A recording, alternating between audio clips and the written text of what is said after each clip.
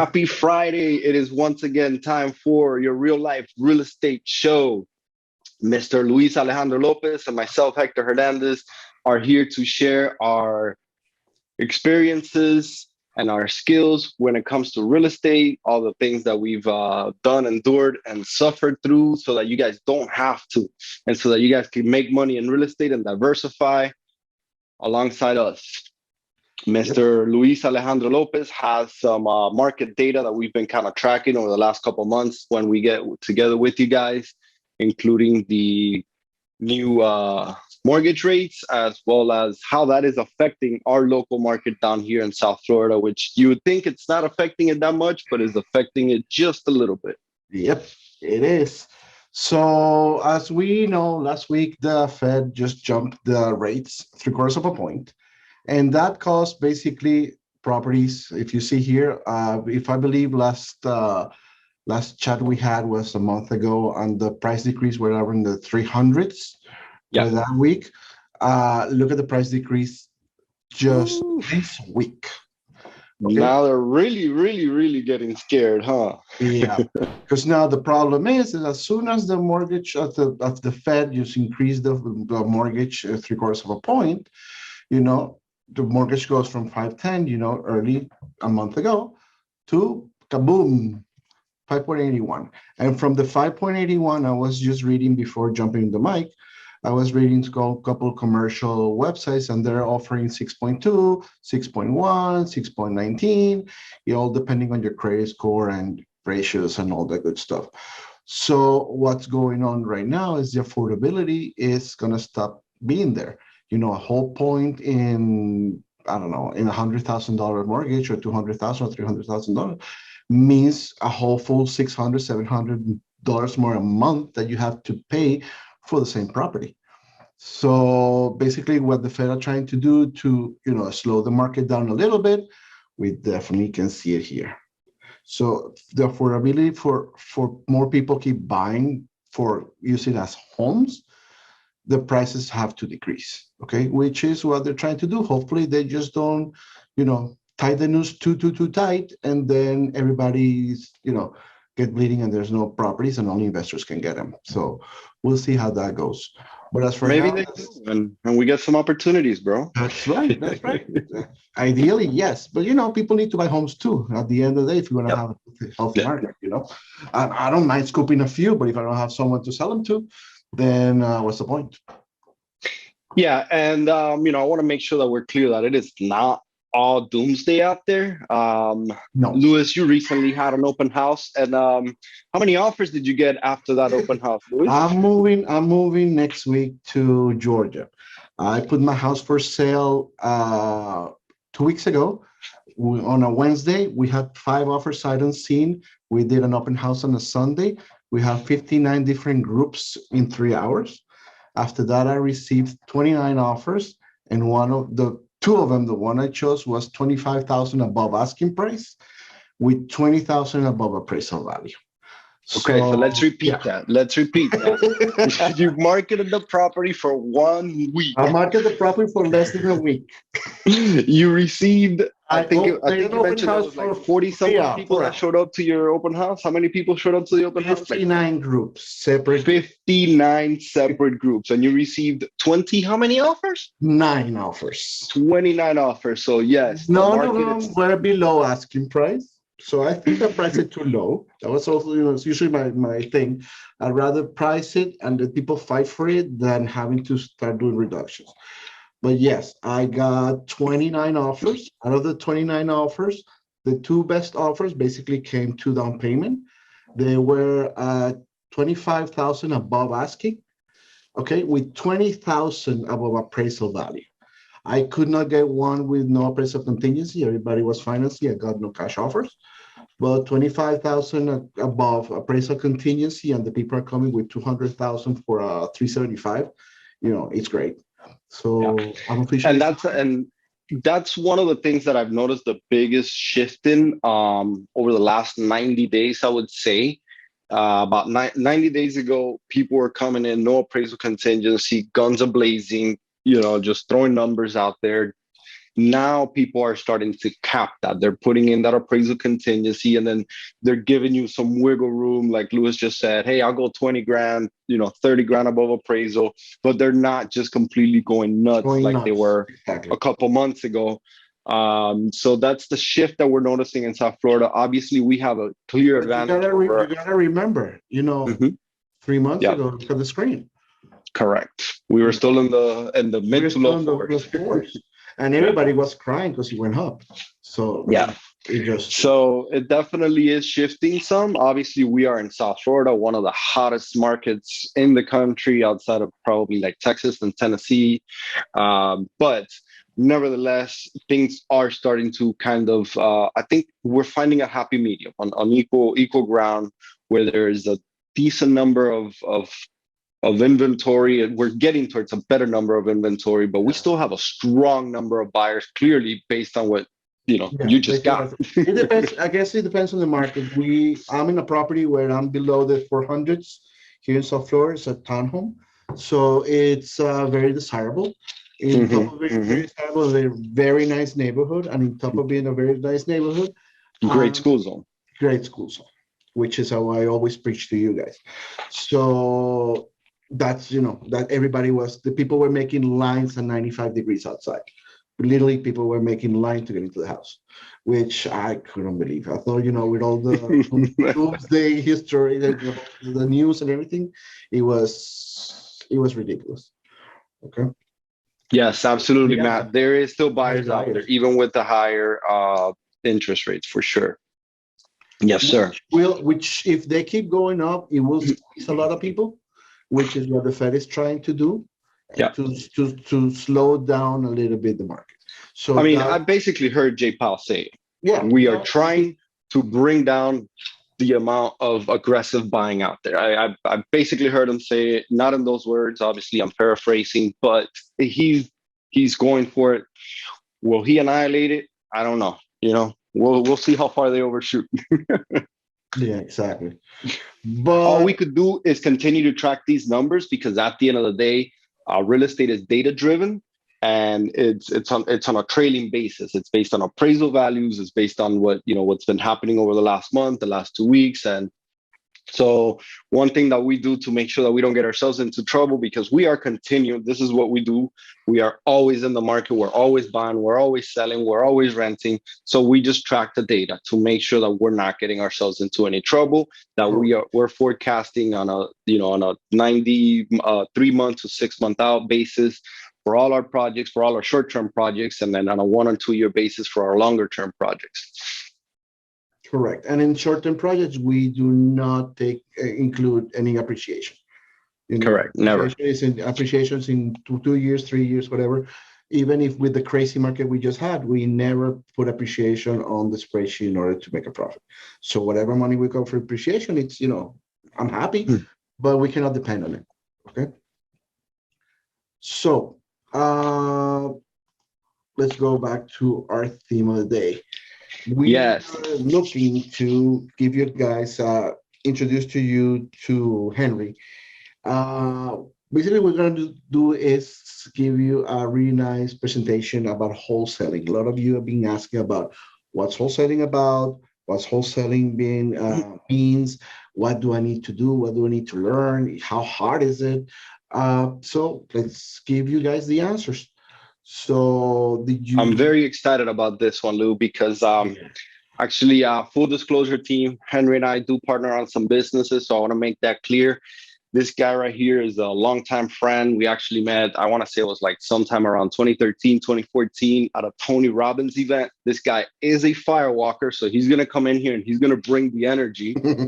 Henry is a full-time real estate investor, and he is a national wholesaler. Some of those markets I partner with him in to wholesale some properties, and I've learned a ton of stuff from him. He's a great coach, a great business partner, and a great friend. And without further ado, Henry, if you want to go ahead and jump on the mic, I think you're here already, and you can start sharing some of that great knowledge with these amazing investors that we have on the line here today. There you go. Perfect. Can you guys hear me? Yes, loud and clear, sir. All right, all right. Let me just unmute the other line. Perfect, beautiful. Thank you guys for having me. Absolutely, man. Thank you so much for coming by. Looking forward to this. All right, all right. So everybody, if you're home, I want you to like sit up and let's do some jumping jack, guys.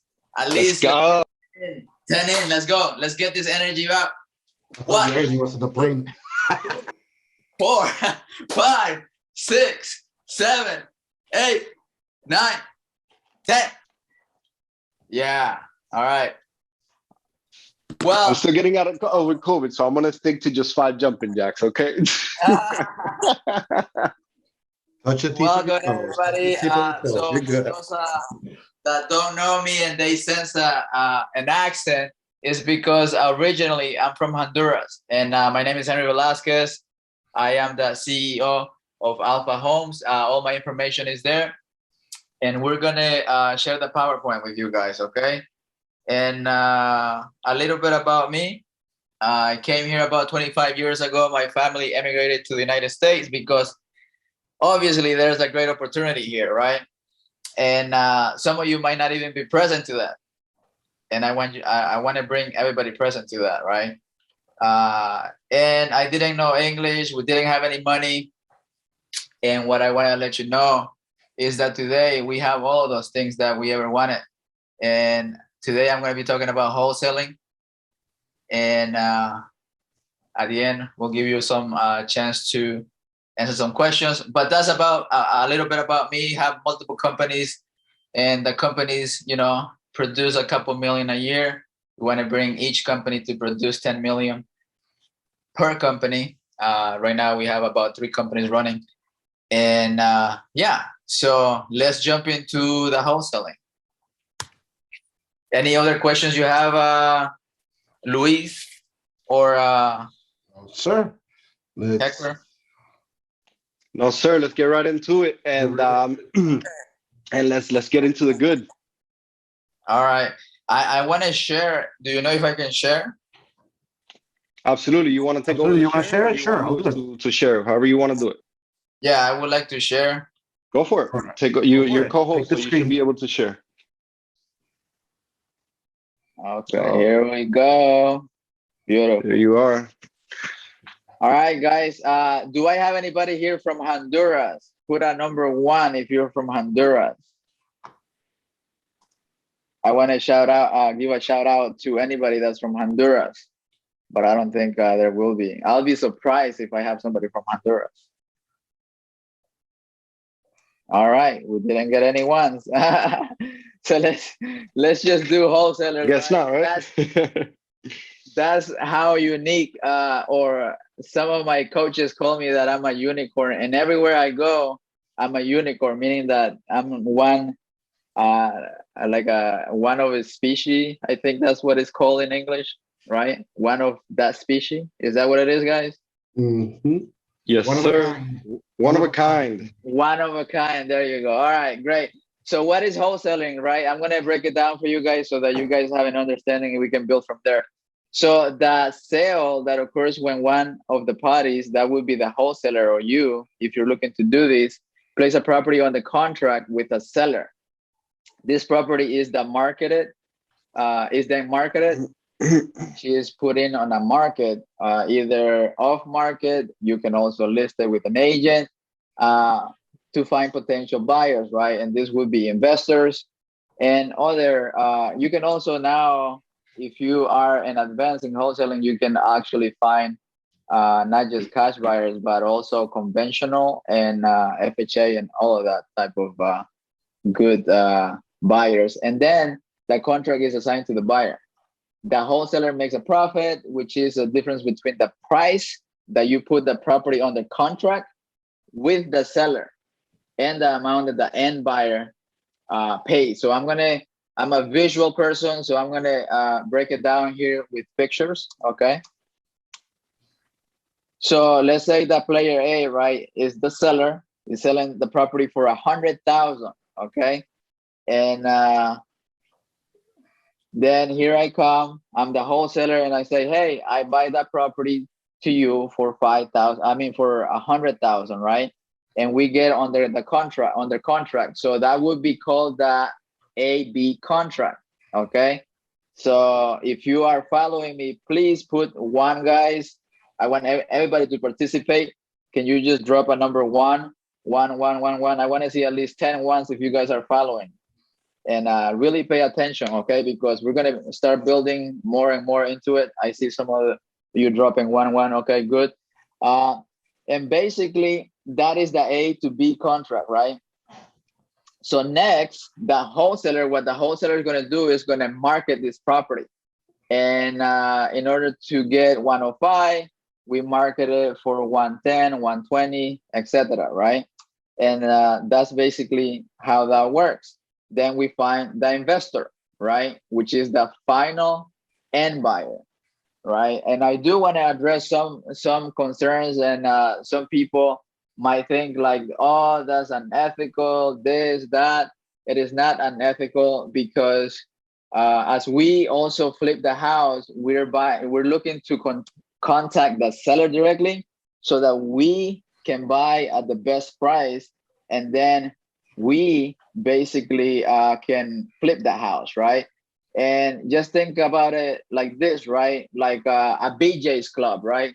A BJ's Club, what they do is they buy in bulk, and that's what we do, wholesale, right? And then BJ's sells it to the end buyer, which is us. We go to BJ's and buy stuff. So this is the same principle, right? And that's what a wholesaler does. They wholesale it to other end buyers that are looking to, and the majority of them are going to be investors, right? And you can make great money. I'm using the example of 5,000, but we're going to get into the profit and all of that, right? So if anybody has any questions, write them down. At the end, we're going to answer those questions. But that's basically, once you go under contract with the final investor, that's called the B to C contract. You assign it to them, you close on it. Usually a deal is closed between 20 to 30 days. Okay, so let's continue. The average profit for a wholesale is, so I did these numbers based on last year. I don't have the numbers for this year yet, but last year we were averaging about 14,924 and some change. I just rounded that up about $15,000 per deal, right? That's a real nice average profit, man. Yes. Yeah. Yes, absolutely. And the cool thing about this is that I did all of this out of the comfort of my house. I never went to inspect a property. I never saw a buyer. I never saw a seller. We did all of this from home. And we're going to give you the tools and the resources how you can do this from your house. In shorts, yeah. In shorts, in shorts, yeah, sure. He was wearing shorts. Yeah, shorts.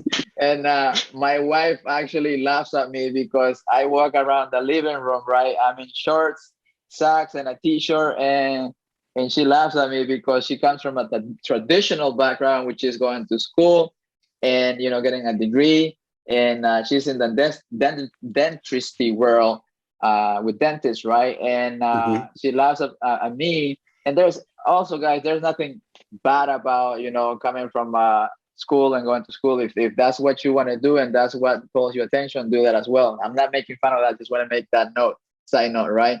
But anyhow, and when she looks at me and I'm working on shorts, socks, and a t-shirt, and I'm having $1 million conversation, and it's like, you are like talking about millions in your shorts.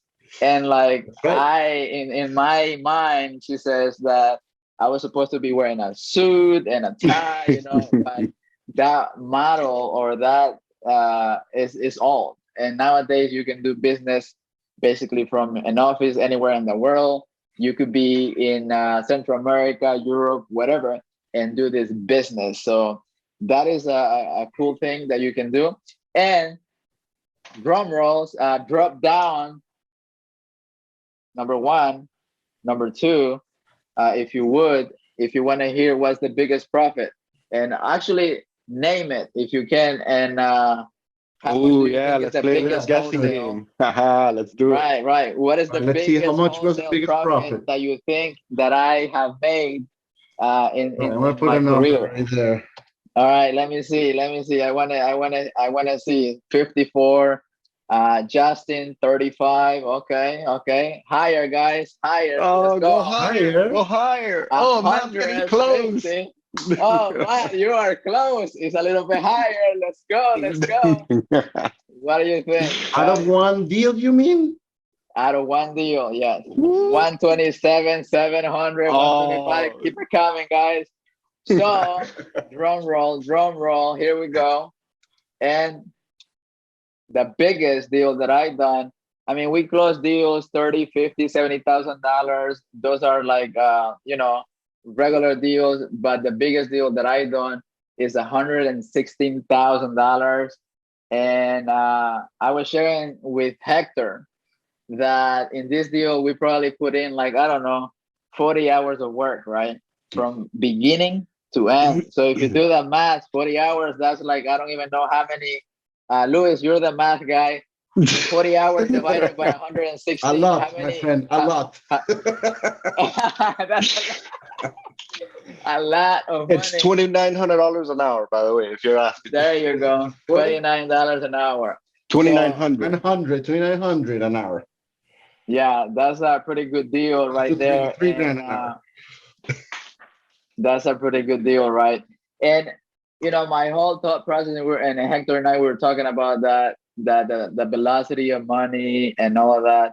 And at the end of the day, that's one thing that you want to really think if you're getting into wholesaling, that is easy, is scalable, and we're gonna get more into that in a little bit ahead.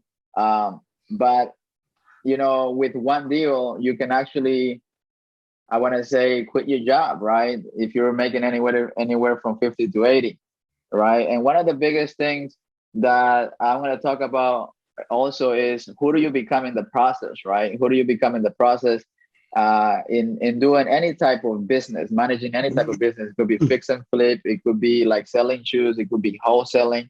So that's really cool. So here's the proof in the hot, right? The proof is in the pudding. Some people still may not believe, like, oh my God, that is like not doable. Some people at the beginning, my wife, when we were dating, she would ask me, is that even legal? Right? Is that even legal to do? Right? And it is legal, guys. And on top of that, we're going to jump into the next thing is, do you need money for wholesaling real estate? And I'm going to ask you a question and share an idea that my mentor asked. And my mentor shared the idea with me and asked me, I have a house that is worth 100,000. If I were to sell this house to you for 10,000, would you buy it? All right, I want Yes, to hear please. from some of you. Would you guys buy that? And I want to ask you the next question. Why would you buy that? Why would you buy that, right? And that was a qualifying question that my mentor asked me. And I said, obviously, because, I would make money, right? But some Because there's a people, spread. There's a spread, right? equity there. But some people, this is what some people do. They paralyze themselves because they think it's too good to be true, or they might be scared to do the business, or they look for an excuse. So, do you need money for wholesaling real estate? Most people are going to say yes. And because of that, I don't do it. Or do you need time? Yes, I need a lot of time. And because of that, I don't do it. So my mentor, right out of the get-go, got that out of my system and said, no, like, if you say yes to that question, you're just going to make it happen. And how you make it happen, I'm going to be here for you. Whatever question you have, I'm going to help you out. And that's what Luis and that's what Hector is doing for you guys in the real estate or whatever mentorship that they're giving you. What they're really doing is preparing yourself to basically become the best person, the best version of yourself that you didn't even know that you were capable of being. At the end of the day, that's what it's all about, right? So does it take money to do this? From the beginning, you can partner up with somebody that has money if you don't have money, but it's like minimal money, and we're talking about like 500, 1,000. Can you get that money? Anybody can get it, right? So that's Yes, why sir. it's not about the question. It's about like how do you answer the question? Because if you put that as an excuse, then you're never going to get started. So my answer to that would be just what my mentor said: is think about it, right? And there is an audio on YouTube that I listen to is uh, the secret of thinking, and I'm gonna send it to Hector, and Hector can send it to you guys. But it's all about you gotta think how you can make that happen, become resourceful, right? So let's move on, guys. So top three pros and cons of wholesaling, right? So number one, you can start wholesaling with little to no money and can build capital quickly, right? That is the pro, right? That is the good thing about it. When I started it, I basically didn't have much money, didn't have um, right, no experience. I didn't even speak English well. I still make fun of myself. I tell people my English is not very good looking, but my checks are, and people usually laugh. and I and I know you probably are laughing like that guy doesn't even speak English, but he's making money, right? So that's the pros, right? The cons is that it takes time and patience to overcome the learning curve, right? And that's why that's why I want to highlight Hector and Luis, who are giving you guys resources, who are giving you their time, and you don't have to go through the mistakes that they went through. And you can definitely, instead of like taking you 5, 10 years to get somewhere, you can get there in 1 year, right?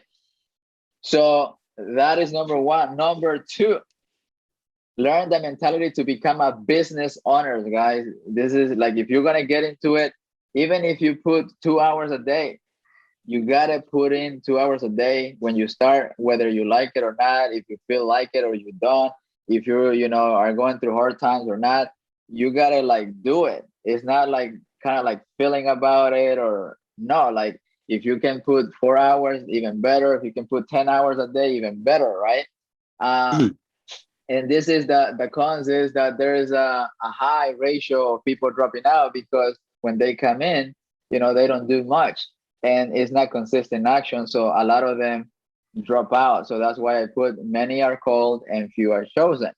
So you got to choose you, and you got to make a commitment for yourself, for your family, if you have a family, and for your future. And that's the con about this, that a lot of them quit when they're about to get a deal, or they had their first deal and they couldn't sell it, and then they quit. And like Yeah. that's when you're like actually started, when you had a deal and fell through, right? Some Yes. of The you might failure. have, right, exactly, the failure, the pain. Some of you might have gotten a deal and you got it through, and then the second deal you didn't go through, and now you quit. So that's when you gotta like really like look at it, and is this what I want to do? Do I have the skin to actually do this, right? And you want to really ask those questions to yourself, because it's all about, again, thinking, and really like going through that thought process, and really going to the next one, right?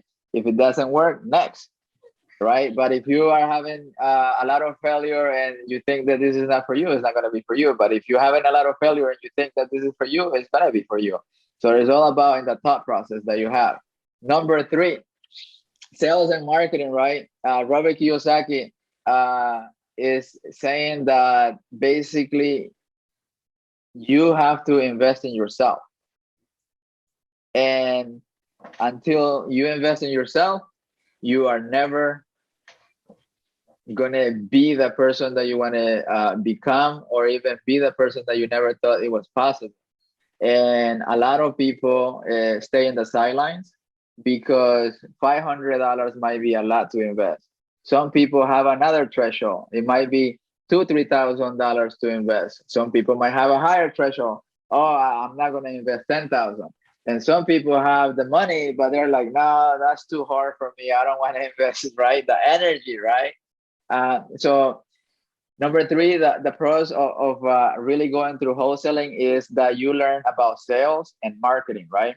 And Robert Kiyosaki is the one that is saying that he went to the military to actually learn. Well, he learned the discipline at the military, and then he went to sell printers or copier machines back in the day, which it was a big thing, and he learned sales. So sales and marketing is basically what you're going to learn in wholesaling. And if you learn sales and marketing, you're not only going to be able to wholesale, but you can actually do any business that you want. You can do, I don't know, become a contractor, you can have a dealer, you can have flip houses, you can become a real estate agent. Whatever that you want to do, you become a doctor and you're a killer in sales and marketing. You're going to have a successful office, right?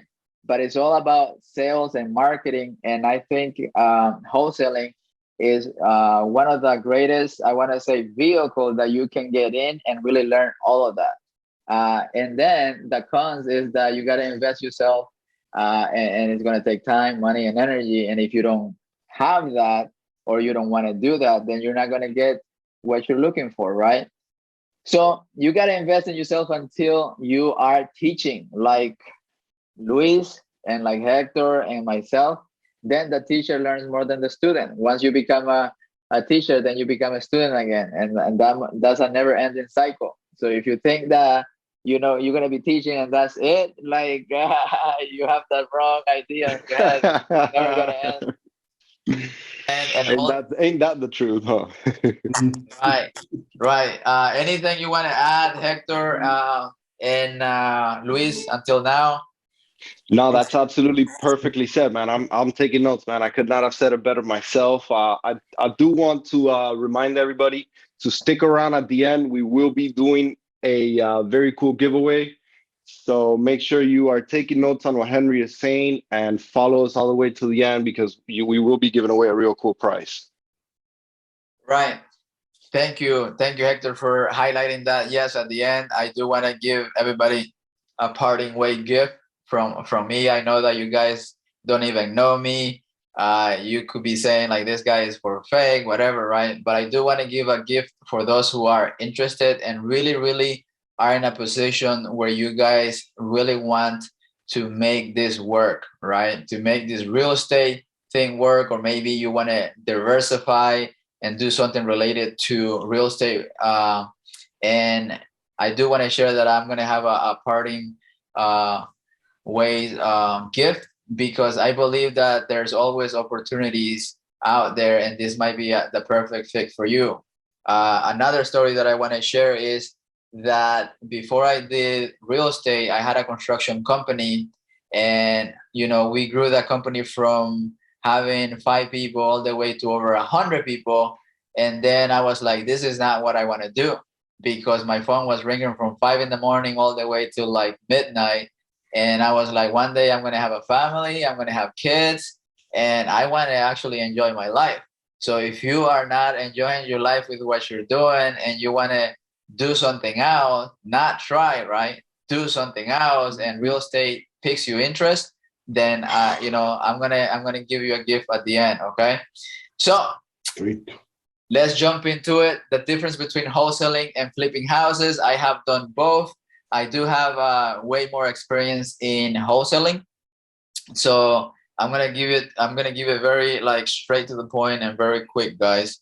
So wholesaling is quick, it's cash, and you don't need a lot of capital. You can do it 30 to 60 days, less steps, easy to scale. I kind of said that at the beginning. For me, right, flipping is more, you need more capital, you need more steps, you need more and more. That's how I broke that down. I don't know if Hector agrees with me. What do you say, Hector?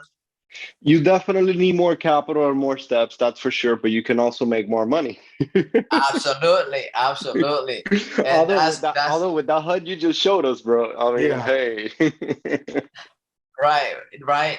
But at the end of the day, you also want to take in what do you feel that fits more for you, right? For me, I have one my best friend. You know, he lives in Texas. We used to work back in Maryland, and we were business partners for 10 years. And for him, flipping works better for him. You know, that's how his mind works better, and he wants to do flipping, and he's flipping like $1 million homes, right? And he's like developing like he's now got into new construction and all that good stuff. For me, I want to do wholesaling because I like, you know, the whole thing about, you know, scaling, quick cash, turn around, keep it going. So you also want to check in yourself which one, you know, is a better fit for me, right? But any business that you go into, it's gonna take a personality. Do you fit that personality? It's gonna take commitment. Do you want to give that commitment, etc. But at the end of the day, they both can make great cash. And Robert Kiyosaki says this on his book: 90% of all multimillionaires come from real estate. So if you're looking to diversify, I think you found it, right? there's no magic pill. There's no silver bullet. None of that. And, you know, it's right here. Everybody that is comes from real estate. Go ahead. Just put the work in. That's it. Just look at everything else. That's it. That's it. Thank you for sharing that. Okay, so the next thing is, who is your target seller? We can talk like a whole day or even a whole weekend about who's your target seller. I mean, who's your target, person or seller. But I really broke it down to I want to say, people that are more distressed, which are sellers who are absentee owners, people who are going to be foreclosed right now. After COVID, there's a lot of people that are at default and haven't been foreclosed yet, and they're going to be foreclosed, so behind payments, behind taxes, and owners in distress like divorce or, you know, different things. But that's basically who's your target seller, because they have a motivation. They have a motivation to sell. You don't want be talking to a seller that, you know, is sitting on a nice equity, they're not looking to sell, and be talking to them for the next 10 years, right? You want to be talking to somebody that's actually motivated to sell in the next 30, 60, 90 days, right? And those are the key people that you want to keep on your radar. Anybody else, you want to follow up with them, and there's different follow-up tools that I'm going to talk about, and tactics that you can use. But those are the main people. When we get leads with absentee owners, people that are pre-foreclosure or any type of distress. I don't know if you want to elaborate more on that, guys, or is that what you were looking for? Yeah, that's exactly you know, kind of like I've shared with the group before. The money in real estate is made when you buy. It's made at the purchase, and that's not any different when you're wholesaling. So it comes down to that seller being motivated enough to sell you the property. You need to be able to solve a problem, add value to that person's life in one way or another, in order for you to be able to get that property below market value. And so these are, like Henry's pointing out, people that are motivated for one reason or another are going to be your best sellers when you are looking to get real estate below market value, and that's essential. Beautiful. And the other thing I wanted to add as well, one quick thing, think of it as convenience. When you pay for having, you know, meal delivered to your house, you're paying for the convenience. When people are on the other way around, when people need to leave a house or need to sell something quick, they also pay by the convenience. What's the convenience? Henry's going to go, he's going to take the house as it is. You don't need to clean it. You don't need to do anything. You need to repair it. So let's say some absentee owner is somewhere in Texas, but, you know, the house is in Maryland where he works. And, you know, in order to sell the house in the market, needs to at least be cleaned up, at least to be, you know, some kind of roof repair. He's not going to do it. You know, he's going to be very hard for him to get it done. So he's going to pay for that convenience in reducing his price so Henry can take it and run with it. Okay, so think of it both ways. It's not like doing wholesaling, you're not scamming anybody. You pay for convenience one way by, you know, dashing money, or you pay for convenience the other way by selling stuff cheap. Okay, so it's a help for them. That's it. Beautiful. Yeah.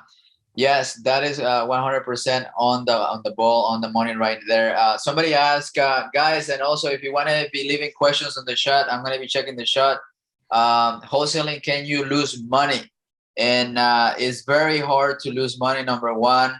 And number two, that's why you have Hector and Luis, who are going to be, helping you with that if you ever choose to do that. I know Hector has a lot of experience in already wholesaling. I think right now they have a deal where they're going to make like a lot of money, right?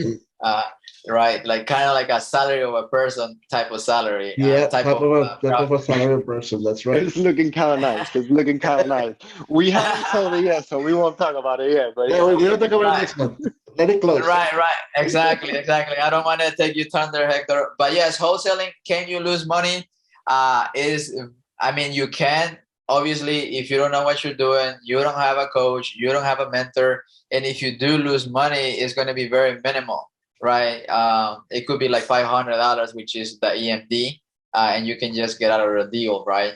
And again, escrow deposit, right? Yeah, the escrow deposit, which is basically how you put the property on the contract. And, if you want to ask more about that, again, you can talk to your coaches and they'll break it down for you. But basically, $500, which you don't even have to put down, that would be for the buyer. But that's the biggest risk that you learn, that you have to lose in this. So guys, if you want to leave more questions, please leave it on the chat and I will check in there. Top 3 techniques to find motivated sellers. Number 1 is cheap, is fast, is called cold calling, right? Basically, that's you make a list of people, you go from one of these, it's called a data or a list provider, and you tell them, hey, I want a list of 1,000 people, 10,000 people that are absentee owners, 50% equity, that have some equity, right, in the house. You don't want to go with people that have negative equity because, then even if you got it on the contract, that, there's no profit to be made because they're upside down. So anyhow, that would be the cheapest way and the fastest way and the least expensive. It would be cold calling. What you do once you get the list from the list provider, you skip trace it. Skip trace it means to pay another company. It could be the same company to get the phone number so that you can then call it like from your phone, right? Or you can use something more advanced, which is a dialer, right? I'm going to be talking a little bit about that down the road. So number 1 would be, cold calling. Okay. Number 2, it would be driving for dollars. There's many applications out there. One of them is Deal Machine. There's PropStream, and there's a few other ones, companies out there and that do this. Basically, is an app that you download on your phone, Apple or Android, and then once you download the app, you can drive around your neighborhood and see any properties that are distressed, meaning like high grass, the mail full of letters, or just dilapidated. Is that correct? You got it. Yes, sir. That's a big word for me, guys.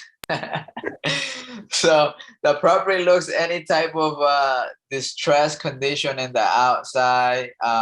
You want to take a picture, and then your application will bring the name of the owner, how much equity he has, and then you decide to put it in, or you decide, oh, this is not a good one. And then once you have a list of, let's say, 100 to 200, then you can send it to a skip tracing company that will get the phone numbers, and then you call them again. It ends up you calling them, or if you don't have time and you have money, you can contact like a Geek Squad is a company that they have people that do the cold calling for you, which they start around like $7 an hour. Is that correct, Hector? Yes, sir. It's Call Geeks. Geek Squad Call is me. they fix your computer. Call Oh, Geek, sure. it's the call center. And yes, they start between $8 and $9 an hour. And these are VAs from other countries that are specialized and trained by this team to do this cold calling for you. Right. And at the beginning, my tip for you, this is a pro tip, guys. You want to take note on this, is that at the beginning you want to do it yourself because you want to learn the insides and out of it. Because if you just hire somebody out of the get-go, it's like a blind man grabbing the hand of another blind man and trying to cross a field full of holes. You guys both are gonna fall into a hole, right? So at the beginning you want to be the one that gets trained on sales, how to do this. Once you know the basics, then you can hire right, somebody that can do that for you. And I have friends that have done that because they make 100,000, 150,000. They're like, yeah, now I know it, and I'm gonna just hire somebody, pay them, $7, $8, 9 hours per hour, and they can do it for me because my hour, I make way more money than that, right? I can make 20, 30, $50 an hour, right? So driving for dollars is the most recommendable. Why? Because the number one, the number one, which is just cold calling a list from a list provider. A lot of people have access to those lists. It is scalable. That's why I put it number one. However, if you want to find a deal and driving for dollars, those lists or those people that you put in your list it's a little bit smaller, but it's more effective. And the reason why is because nobody's pulling those lists, right? And you're the first one probably calling that seller. So it's like finding a diamond, right, in the dirt. That's basically driving for dollars is good. It takes more work up front because you have to be driving, and then you have to skip trace it, and then you call it, right? And you have to actually go out there and do that. You cannot be at home on your shorts and a t-shirt, you know what I mean? So you get the point. A t-shirt, yeah. And Right. I do want to emphasize that, Good we're excuse, right? calling it driving for dollars, but it doesn't have to be driving. I do this all the time while I walk with my family around my neighborhood, when I exercise, when I go on bike rides. I have my phone. I see a property that looks dilapidated and it's in my backyard and the areas that I know. I whip up my prop stream and I tag it on my driving for dollars. You don't have to be actual driving in the car because we get it. Gas is almost $10 a gallon for you guys in California. So feel free to walk for dollars too, Yeah, that's a great tip. If you're a runner, if you are somebody that walks, you want to do that. If you have, like, I'm going to tell you a quick story. Basically, there was somebody that was moving out of this house. I talked to the person that was moving. Oh, we're just moving. We've been here for 10 plus years. And we're just moving because, the person that was living there died or whatever. And the rest of the family was moving away because they couldn't afford the house. And but I'm a tenant, and here's the landlord number. I got the landlord's number, called the landlord. And, at that moment, the house he was selling it at 65. I was a rookie. I didn't know what I was doing. And the house was worth like 200,000, and it was a great deal. And I tried to negotiate him to, like, I think it was like 55 or 50, and he hung up on me. And I never heard from him.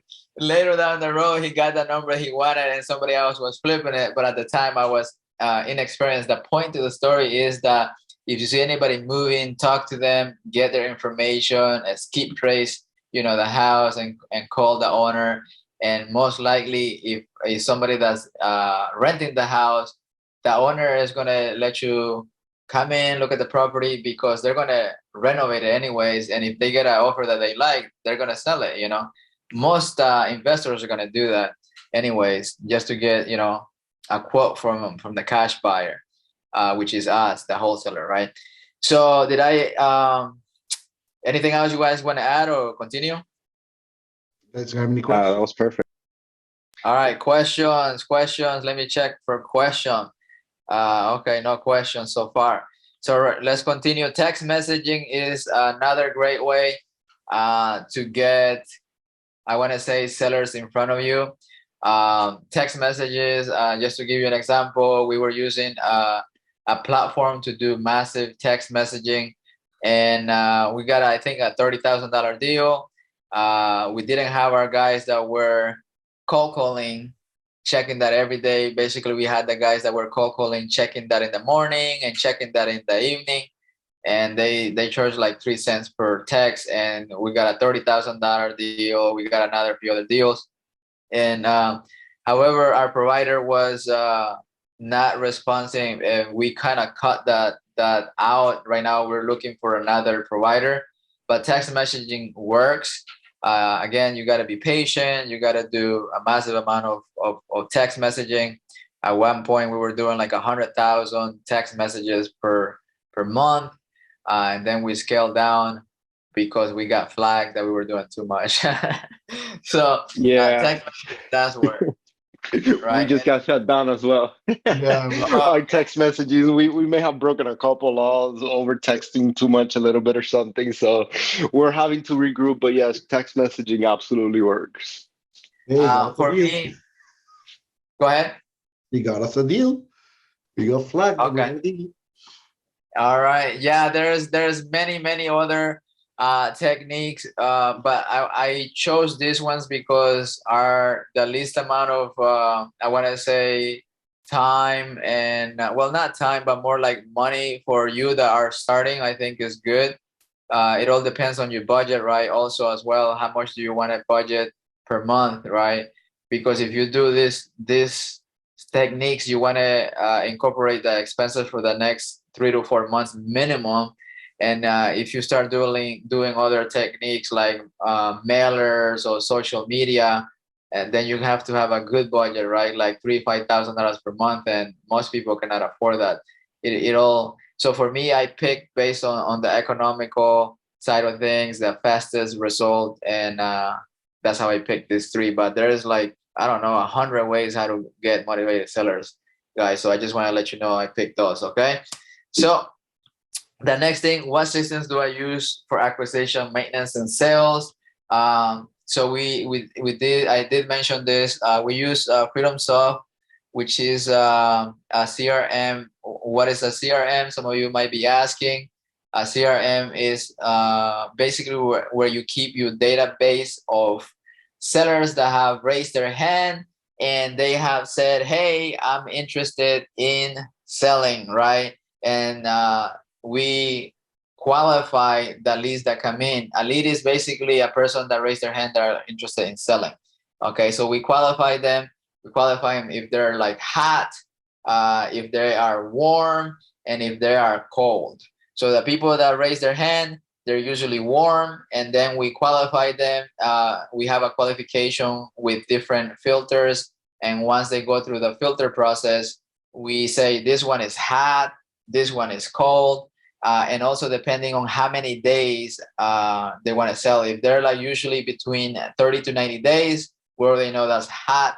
If it's more than that, is warm, and we do a drip campaign that could be text messaging and also reminders for the cold callers to call them. It could be that the machine, right? The CRM is a software that tells you you gotta call John Smith today, June the 24th, right? And you put that lead in, I don't know, in January, but it gives you a reminder to follow up with him. And that's basically what the CRM does. And it sends automatic text messages, and you can create campaigns where you can send a massive text just asking the person, are you still interested in selling, or how are you doing? I have a cash offer for you available if you're still interested in selling. It has several already pre-formatted text messages that blast the people that are interested, right? So you have motivated sellers all the way to like a year and 2 years. And most of them that are warm to like cold, we put on long campaigns. And sometimes, they respond, hey, I'm interested now, like 6 months later, a year now, hey, I would like to get a cash offer or whatever, and then we go out and look at the property and give them a cash offer and then see if they accept it, right? So that's one of the tools. Another one that we used is a batch dialer. This is a dialer. You can call up to 500. If you want to go fast, you can do up to 1,000 people in a day in an 8-hour shift. And we actually have matrix for the people. That matrix is we basically do the numbers on what a cold caller, or we call it ISA, in sales inside sales associate. That's what a cold caller is called, and we track how many calls they make per day. If they are making 500 calls, they're good. If they're making more than that, they're great. If they're making less than 300, we fire them. Basically, they're not talking to enough people, or we listen to them. They might be having long conversations, right? But if they go below 300, that's like a threshold for us to like really look at that ISA and see if they're really doing their job. And how did I learn that? Because when I started, I used to make 500 calls in anywhere from 4 to 6 hours, and then I would go out in appointments myself. So that's why I tell you that if you want to do this, you want to start yourself, at least to kind of like get the hang of it, and then start hiring people to scale it, right? So the next thing is, I have here one question. What is the data, for example, how many calls on average before a possible deal? Yes, that question I'm going to be answering soon. How many no's before you get a yes? That's really kind of impossible to get. Not impossible, but I'm going to answer that in a little bit and why, right? But batch dialers, guys, remember to leave your questions if you have any other questions, okay? And I'm going to answer that for you in a little bit. And the next one is we use other tools called PropStream. I know Hector is a big fan of PropStream. And the reason is because it's very low cost. You pay like $100, right? And you get so many benefits out of that. You can do comps, you can pull lists, you can do a lot of things. And if you're still starting out, that's a great thing. Can you text message from that, Hector? I haven't really tried it that much. Yeah, we don't use it, but yes, you could send letters, you could do email campaigns, and I believe text messages campaign as well. Posting, all that stuff. Wow. We don't go that far with it, but yeah, it's got a ton of capabilities. We barely scratched the surface with what you can do with it. Right. Sorry, we usually just to get cash buyers. One of the ways that we use it. So Cindy, I'm going to come to you with that question. What is the data, for example, how many calls on average and possible deals, right? So Cindy, stay tuned. And we use Zillow. So my guys don't have access to the MLS. So I have them use Zillow for comping, but you can use PropStream for comping as well. You can also find pictures of the subject property. Subject property means the property that you're analyzing, the property that the seller is looking to sell. You can sometimes look at Zillow and see if there's any past pictures from 5 years ago, 10 years ago, etc. And MLS is the best because you're going to find everything there. So if you have a friend that is a realtor, a family member, or anybody that you can pay, I don't know, $100, $150 a year, right? And you can use MLS, like that would be great because it gives you access to staff that people. Can you repeat that? Yeah, it gives you live access to what's happening right now. Usually Zillow is a little bit delayed. So we've been talking with them about that. If you get a friend that is a real estate agent or a broker or whatever, most of the associations offer the assistant option, meaning that you can go into the MLS and get all the information. You're just not allowed to do any negotiating. And it's about, like you said, $150 to $100 per year per an assistant. And right. Great. Right. So MLS is the best. But again, if you want to like be extra, like I want to say conservative and stick to a low budget, you can do it with Zillow, PropStream.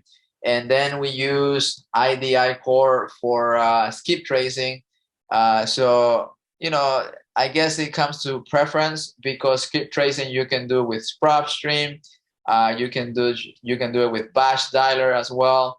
And Hector, what do you recommend prop stream? I mean, if you're starting, you can do You skip can tracing. absolutely do it. I'm not thrilled with the skip tracing capabilities of PropStream. We've been kind of testing some other systems, but it definitely does work, and it's provided good skip tracing for us. But there is better, so that's what we're working on.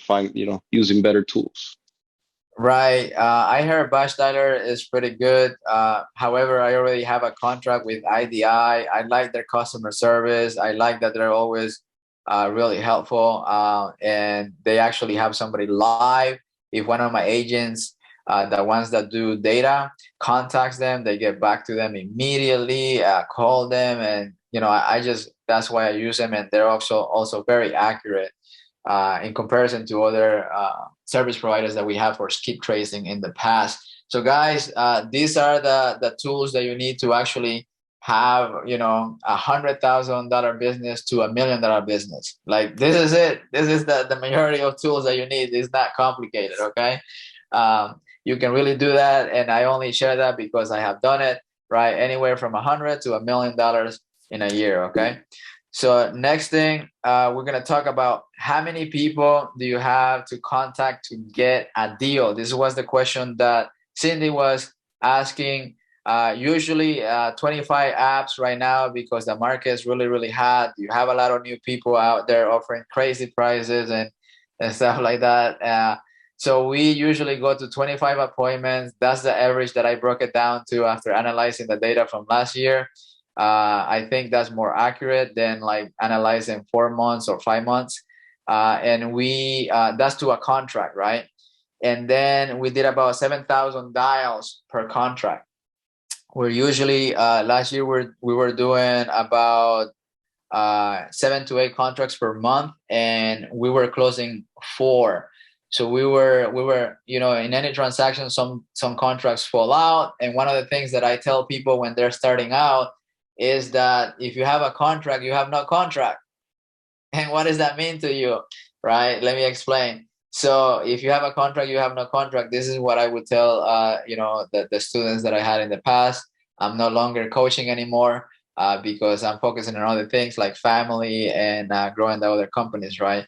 So basically, I would tell them, if you have a contract, it's not a contract. What does that mean? So I would say, go get another contract or get 3 contracts or 4 contracts, because sometimes in the market that I was in, they will have liens of 30,000 or 40,000 or even 10,000, and that will kill a deal, right? And sometimes it will fall through because the lender or the tenants didn't want to let us in.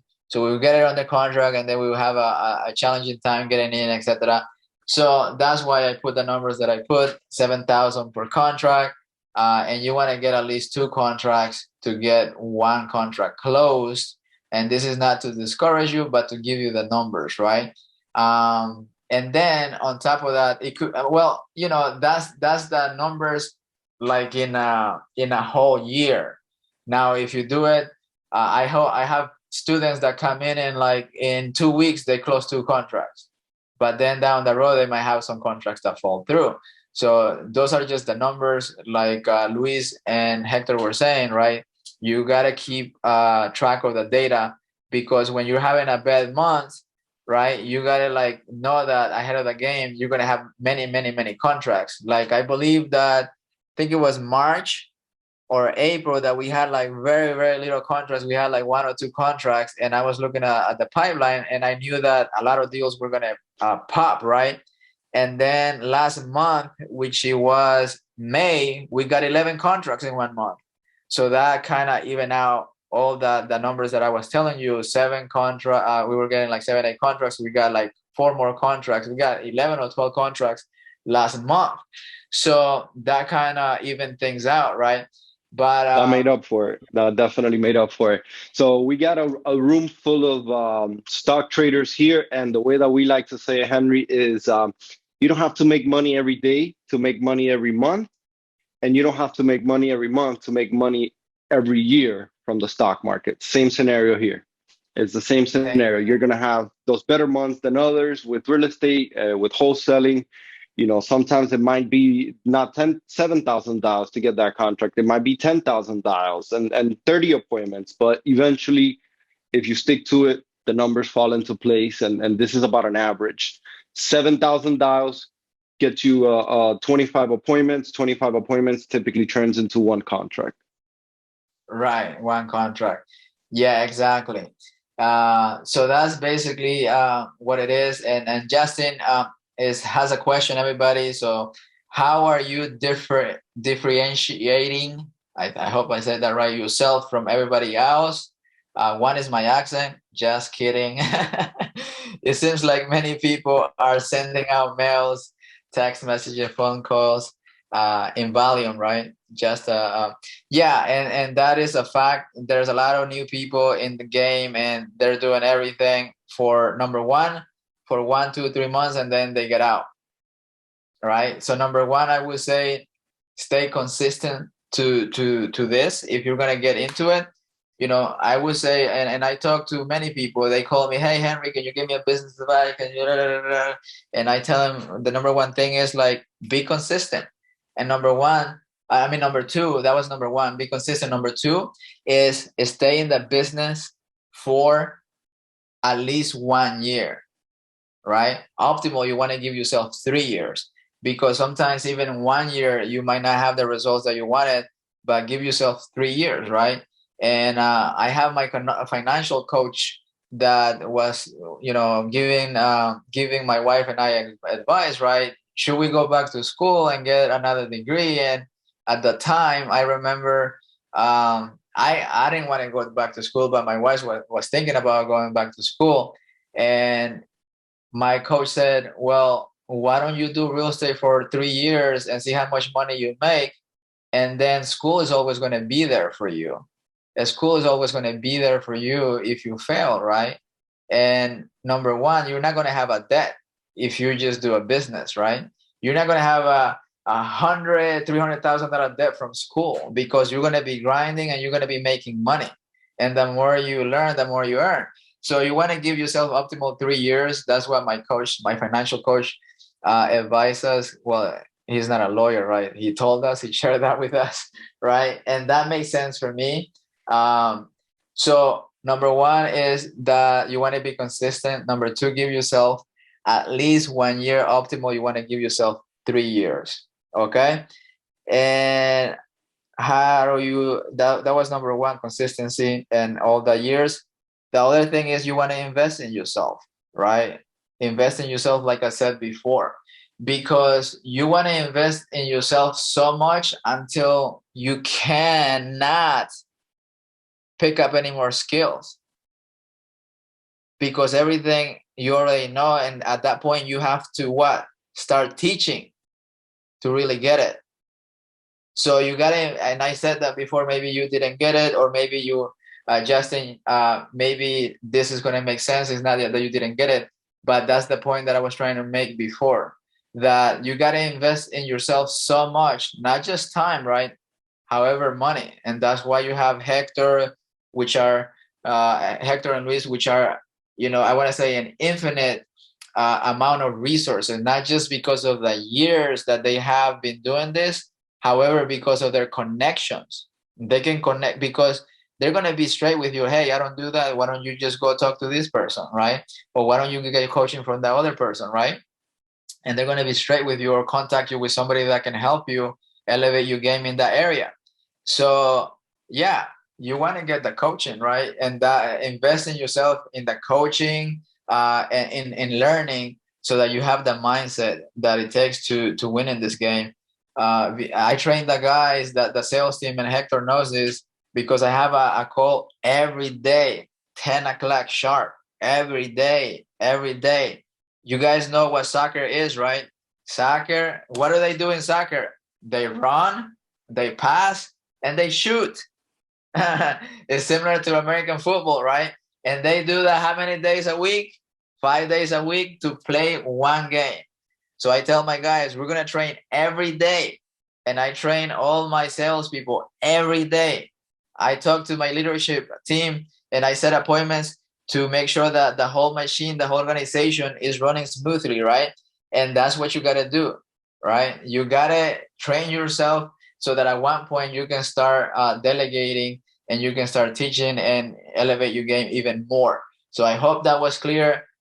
Justin, if I answer your question, put number, one, or one, right? Or put yes. If I answer your question, if you have any other questions, guys, drop it down on the chat. That was beautifully said, man. It all goes back to consistency. And the more you learn, the more you earn. That was two major points there that Henry just made. You have to remain consistent in this and in every game. We talk about this with trading. We talk about this with real estate, with business, with working out, with eating right. Everything in life requires consistency in order to take it to the next level, in order to be successful at it. A lot of people come in, they call 3 or 4 people, they send 6 or 7 letters, they get 1 or 2 deals, they lose one, they go home crying. Not us. We keep going, we keep grinding. That's what this team is all about. Beautiful. Yes, absolutely. And the 26 people that are here, I salute you for staying this far, and I'm going to give you the gift at the end of the call, because just like everything, it's just numbers, right? 5% of the people are the one that dominate the world. 10% are the one that are wealthy, right? And if you stay to the end and you take action, you guys could be the 10%. And who picks that 10%? You do. So remember, you are responsible for everything that you have and everything that you don't have. And I'm going to give you the gift at the end, okay? So let's move on. All right. Best way to get started and succeed in wholesale real estate. Here it is again. Invest in yourself. Get a coach. I cannot emphasize enough on this. And I know that you guys hear it here, you hear it there. And the question that I have for yourself, why haven't you done it? If you don't like where you are, my coach, Jim Rohn, says, move. You're not a tree. I don't know if you guys got that. You're not a tree, like, you're not a tree. Yes. You're not a tree. Yes. That's right. That's why I'm moving. I love it, man, because that's one of my favorite Jim Rohn quotes, man. That's right. And I would say get a coach, people that are consistent, like Hector and Luis. They're here giving you value all the time, guys. And I'm pretty sure like they have an answer to a lot of the things, and if they don't have an answer to it, they will make sure that you guys have the answer right at the end of the day and get that done. So do your diligence. Make sure that people that you partner up with coaching got you back. I'm gonna tell a quick story, guys, real quick. That when I got started, it was my best friend and his wife, and we paid $20,000 for coaching. I'm gonna repeat that again, $20,000. And how much success did I get? I wasn't getting anything. And then I told my coach, look, I am not going to pay you the rest of the money. I feel that your techniques are like from the 1800 and just quit. And later I got another coach that helped us out that I thought that it was more suitable. But my point is that if they show consistency, this guy didn't have consistency. He has some information that it was like from the 1900s. You got to get somebody that is in the field. I know that Hector is out there. Like I said, he has a very juicy, fat deal under contract right now. He's wholesaling, he's flipping, he has rentals. I mean, you don't need anything else, guys. This is simple. You just got to go to work, take action, and go to work. So you just got to partner up with people like that are actually out there doing the things, and that's it. Period. So that's how you succeed. Partner it up with people that are real, not people that put, videos on Instagram, YouTube with, $200,000-$300,000 cars and like, hey, here's my link. You know what I mean? And like, I am on my Ferrari, on my $5 million mansion, and you're flying in a jet, right? If you like that and you want to do those, I have some friends that, have had some good experiences on like a lot of bad experiences, right?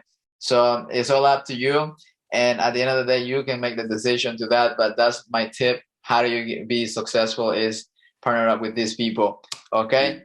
or whoever you do it with, make sure that it's a reputable person, that you have proof that they actually have done it, not from like, social media, but you heard from other, or, they have a good crew, like here, a good community, right? Okay. What do the next 5 years look like? This is exciting. This is actually very exciting to talk about this, and I touch a little bit about this. And I want to be making $10 million in each company per year. And this is not to look pretty. This is not, I don't do it for the finances anymore. I've been financially free for a while. And why do I want to do this? Is because it's for the person that I can become. And I hope you guys get that at home, is the person that I want to become, right? The person that I am now cannot really do that right now. So I have to elevate my games in different areas so that I can become that person, can manage, right, run those companies. And what does legacy look like for you? You want to ask yourself that question. What does legacy look like for you? For me, I want to share real quick. For me, I was putting in my life a lot of experiences where I had a lot of limiting beliefs. I had a lot of negative habits and just very poor environment, right? And for me, just to get out of that and be in an environment where I don't have those limiting beliefs, when I don't have those limitations, for me, just that is a win. So for me is to elevate my family to actually, really thrive in a world of abundance, and that they can really live a life full of abundance, and just be happy. Some of you may have kids, some of you may not have a kid, but you want to think about yourself when you were a kid. And right now, I'm going to give you that gift that I was telling you about. And it's not the gift that you were thinking about, but I would really, really emphasize on this, that you guys really close your eyes right now. And I'm going to tell you one last story before we part ways, right? Really close your eyes. Unless you're driving, don't do that. Okay. But really, that's a good one. yeah, really close your eyes, guys. And what I want you to do is imagine yourself when you were 7 years of age. Okay? Just really think of that early memory, that when you were 7 years of age. Or if you have kids, think of a kid when they were 7 years of age, right? And I'm going to tell you the story when my mom was leaving me, and she told me that she was leaving to the United States. There I am, 7 years of age, and my mom was telling me, Henry, I am leaving to the United States, and I'm leaving you with your grandma. And all I remember is, these little kids start crying uncontrollably and just sobbing and almost passing out. And I was just crying.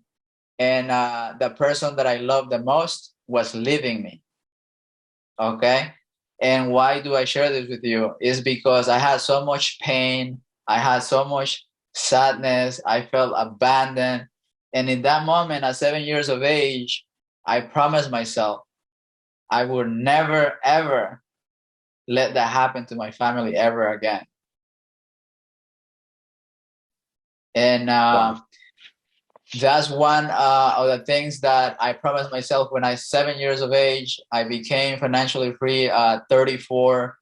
And, that little kid made my mom financially free. Last year, I paid her house because I promised myself and my mom, my family, that they were going to be free. And now I bought the house that I wanted in front of a water view, a great neighborhood, like Luis said. And I did all of that because I made a promise to myself, and I took action. And I took action, guys. And one of the things that I want to leave you today is that you got to take action, because that 7-year-old promised yourself something, but you never went back to that something that you promised yourself. Maybe you promised yourself, I'm gonna be living on the beach, or I'm gonna help my mom, or I'm gonna have the best family, right? And give them like time, or maybe it's give them money, or it's maybe give them my presence and be there with them. And if you're not doing that, then you gotta take action, guys. You gotta take action. And when I see when things are not going well, and I see that 7-year-old boy crying, I just I go to work, and I just become this person that is hungry, right? And many of you heard the analogy of the lion and the gazelle, right? And at that moment, I just turn into a lion, and I don't know who's gonna be in front of me, but I'm gonna take him, and I'm gonna take that goal that I have, and whatever goal I put in front of me, I'm gonna get that. And that's what the mentality that you want to have. So today you want to take action. I don't know what programs Hector and Luis have. I don't know what coaching you guys have offered or are offering. But what I want you to do, everybody that's online, is really schedule a call, right, with Hector or Luis, or maybe you guys have a flyer, and really take action. Because by tomorrow, guess what's going to happen? You're not going to be in the same space that you are right now. And, all the motivation, all the inspiration that you have right now is going to be gone. But I share that story with you guys because even me sharing that right now, it still hurts that 7-year-old, guys. Like I can still feel, my hair standing up and my skin, really getting up and feeling those sensations that 7-year-old was feeling. But today, I live with a lot of abundance. I live with joy. And the most beautiful thing is that I get to be with my newborn, which is he's 3 months, every day. And for you that are parents, this morning I was just laying in bed and just looking at his little feet, his hand and his cheeks, and just it was amazing, right? To have that experience. And I don't have to worry about money anymore. And why is that? Because I have the skills, I have the mindset, I have the tools, and that is the most important thing that you want to have. It's not about a job, it's not about a business, guys. It's about the person that you can become, and that's going to start with you partnering up with a coach or taking a program and taking it seriously, consistently, and really drive it until you become the lion, and that's going to get that thing that you want. And that's why Alpha Homes has a lion. And I'll wrap it up with that. Thank you so much for your time, guys. And if you have any questions, we're going to open up the mic in the chat. That was a beautiful story, dude. First of all, it made the hair on the back of my neck stand up. That is, thank you for going deep. Thank you for sharing that with the group and with us. It was definitely very powerful and very beautiful. Thank you, Justin. And very practical information. You could pretty much start wholesaling just with what Henry shared here today.